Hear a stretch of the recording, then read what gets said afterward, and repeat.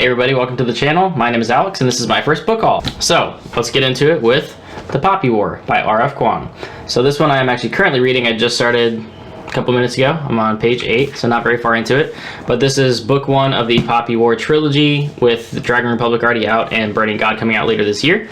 So this is a military, grimdark style fantasy genre book. Rin is our main character. You learn very quickly on that she is an orphan of one of the previous Poppy Wars that occurred, and her family is basically selling her off to a very old man who's about 3 times her age to essentially trade her body for him and his trade routes into China because he can smuggle opium for them. I don't know too much about this series, just from what I've heard that Rin is a cool main character. It's very violent, very dark, pulls a lot from actual Chinese history during the Sino-Japanese War, I believe the second Sino-Japanese War, so sounds pretty cool. Looking forward to getting into it. Next up we have Promise of Blood by Brian McClellan. This is book 1 of the Powder Mage trilogy.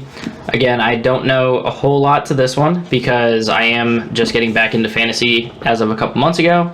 So after I've binged a lot of Sanderson, jumping into some other series. Now, I picked this book up because I've seen Brian McClellan actually on the fantasy subreddit quite often, and he was actually giving away free copies of, I don't think it was Promise of Blood, but some of his novellas or like short stories. He was giving them away for free during this whole epidemic that's hitting the globe right now.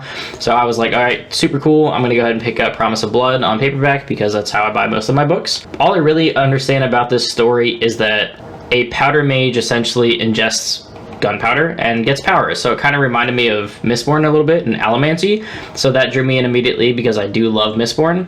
So that sounds super awesome. As with a lot of these series, I'm kind of jumping in at the author's either first attempt at a book or their first of a popular series that I've heard about. So rather than dive into a full series right now, I'm just kind of grabbing a bunch of things that I can, see what I'm interested in, and starting with book 1 of multiple series. And if I like it, pick up the rest of them. Next up, we have Mark Lawrence and the Book of the Ancestor. Now, I went ahead and actually got all 3 of these books because I ordered them in mass market paperback, so they were $6 a piece roughly.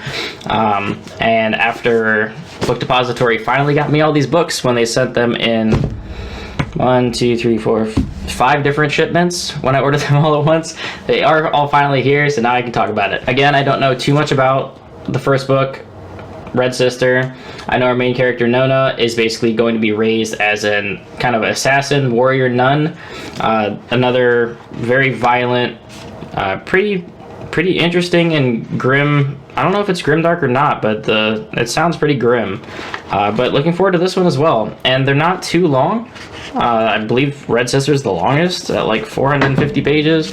Gray Sister's like 400 and Holy Sister's like 300 something.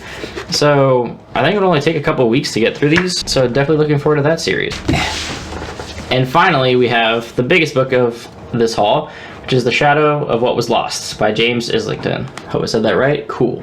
So I know this is supposed to be a pretty epic series. The Echo of Times to Come, I guess, is book 2, and this is a pretty hefty one.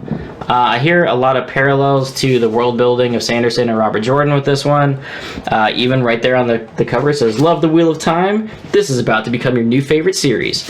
I've heard that thrown around quite a bit, and I haven't read Wheel of Time myself, so I don't know how accurate that is. But I've heard from a few people that are Wheel of Time fanatics that would very much disagree with that. I'm looking forward to it. It sounds cool to me. We'll see how it goes. But that's gonna do it for me in this book haul. That was the 6 books that I ordered a few weeks ago and they finally showed up, so here they are.